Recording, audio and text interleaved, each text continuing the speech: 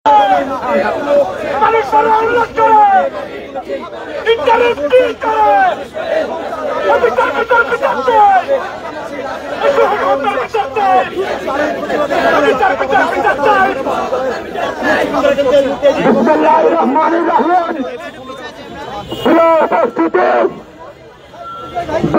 9 জুলাই রাজধানীর মিটফোর্ড হসপিটালের সামনে মধ্যযুগীয় নারকীয় কায়দায় একজন যুবক একজন ব্যবসায়ীকে আপনারা দেখেছেন কি নৃশংসভাবে দিনের দুপুরে মধ্যযুগীয় বর্বরীয় কায়দায় তাকে নৃশংসভাবে হত্যা করা হয়েছে।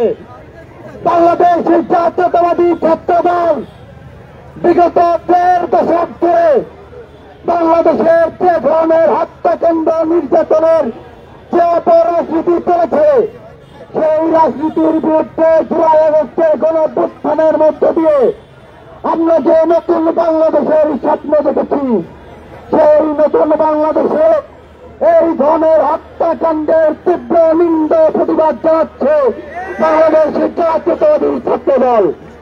প্রিয় উপস্থিতি, এই নৃশংস হত্যাকাণ্ডের প্রতিবাদে আজকের এই তাৎক্ষণিক প্রতিবাদ মিছিলে বাংলাদেশের জাতীয়তাবাদী ছাত্রদল ঢাকা বিশ্ববিদ্যালয়ের আহ্বানে যে সকল ছাত্রদলের শিক্ষার্থীবৃন্দ, যে সকল সাধারণ শিক্ষার্থীবৃন্দ এবং বাংলাদেশের জাতীয়তাবাদী ছাত্রদলের যে সকল নেতাকর্মী উপস্থিত হয়েছেন সকলের প্রতি কৃতজ্ঞতা জানাচ্ছি।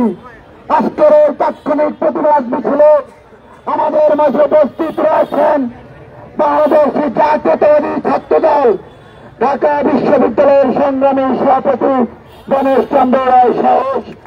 আমাদের মাঝে উপস্থিত হয়েছেন বাংলাদেশের জাতীয়তাবাদী ছাত্রদল ঢাকা বিশ্ববিদ্যালয়ের সংগ্রামী সিনিয়র সহ সভাপতি মাসুম বিল্লাহ, সহ সভাপতি আনিসুর রহমান অনেক, সিনিয়র যুগ্ম সাধারণ সম্পাদক নাসিরউদ্দিন শাওন, যুগ্ম সম্পাদক শামীম আক্তার শুভ, সাংগঠনিক সম্পাদক নুর আলম ভূঁইয়া ইমান সহ বাংলাদেশের জাতীয়তাবাদী ছাত্রদল ঢাকা বিশ্ববিদ্যালয় ছাত্রদলের সহ সভাপতিবৃন্দ, যুগ্ম সাধারণ সম্পাদক বৃন্দ সহ সাধারণ সহ সাংগঠনিক সদস্য সহ সম্পাদক সহ হল পর্যায়ের নেতৃবৃন্দ সকলকে বাংলাদেশের জাতীয়তাবাদী ছাত্রদল ঢাকা বিশ্ববিদ্যালয়ের পক্ষ থেকে আবারও কৃতজ্ঞতা প্রকাশ করছি। এ পর্যায়ে এই তাৎক্ষণিক বিক্ষোভ পরবর্তী মিছিলে আপনাদেরকে সংক্ষিপ্ত আকারে বক্তব্যের মাধ্যমে বক্তব্য রাখবেন বাংলাদেশের জাতীয়তাবাদী ছাত্রদল ঢাকা বিশ্ববিদ্যালয়ের সংগ্রামী সভাপতি গণেশ চন্দ্র রায় সাহস।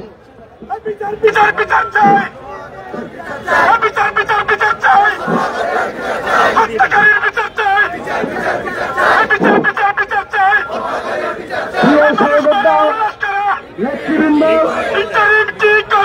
প্রিয় ইলেকট্রিক এবং প্রিন্ট মিডিয়ার ভাই বোনেরা, আপনারা সবাই জানেন বিগত 9 জুলাই প্রকাশ্যে দিবালোকে স্যার সলিমুল্লাহ মেডিকেল কলেজ এবং মিটফোর্ড হাসপাতালের সামনে লাল চাঁদ ওরফে সোহাগ নামে একজনকে হত্যাকাণ্ড ঘটিয়ে রাস্তায় ফেলে যেভাবে উল্লাস করেছে বিভৎসভাবে, তার এই প্রতিবাদে বাংলাদেশ জাতীয়তাবাদী ছাত্রদল ঢাকা বিশ্ববিদ্যালয় কর্তৃক আয়োজিত আজকের এই তাৎক্ষণিক বিক্ষোভ প্রবৃত্তি সমাবেশে আপনাদের সবাইকে জানাই আন্তরিক কৃতজ্ঞতা। প্রিয় সহযোদ্ধা উপস্থিতিবৃন্দ, আপনারা জানেন বর্তমান 5 আগস্ট পরবর্তী সময়ে একটি অন্তর্বর্তীকালীন সরকার রয়েছে, যে সরকারের অধীনে বাংলাদেশের আপামর মানুষ একটি সুন্দর বাংলাদেশ গড়ার স্বপ্ন দেখেছিল এবং সে যে সরকারটির মাধ্যমে একটি গণতান্ত্রিক পন্থায় নির্বাচিত সরকার প্রতিষ্ঠিত হবে বলে আশা করেছিল। কিন্তু এই বিগত 4 মাসে আপনারা জানেন সোহাগ হত্যাকাণ্ড সহ এই ঢাকা শহরেই 136টি হত্যাকাণ্ড সংঘটিত হয়েছে এবং সারা বাংলাদেশে 1244টি হত্যাকাণ্ড সংঘটিত হয়েছে।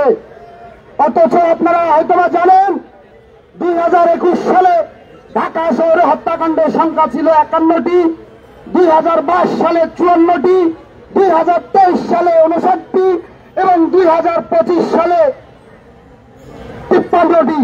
অথচ 5 আগস্ট পরবর্তী সময়ে আমরা যে স্বপ্ন দেখে আমরা রাজনীতি করেছিলাম, আমরা যে স্বপ্ন দেখে আমরা প্রকৃত সাধারণ শিক্ষার্থীরা ক্যাম্পাস সহ সারা বাংলাদেশের নিরাপত্তা নিয়ে আমরা আশান্বিত ছিলাম, সেই আশায় গুড়েবালি করে দিয়েছে এই বর্তমান আইন শৃঙ্খলা পরিস্থিতির অবনতি। প্রিয় সহযোদ্ধা বন্ধুগণ, বক্তব্য দীর্ঘায়িত করার কিছু নেই।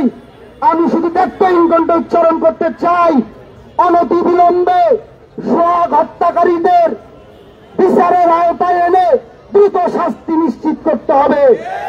তা না হলে বাংলাদেশ জাতীয়তাবাদী ছাত্র দল এর চেয়ে আরো কঠোর থেকে কঠোরতম কর্মসূচি প্রণয়ন করে এই কিভাবে সোহাগ হত্যার বিচার আদায় করে নিতে হয় সেই দাবিতে সোচ্চার থাকবে। আবারও আমার সংক্ষিপ্ত বক্তব্য শেষ করছি।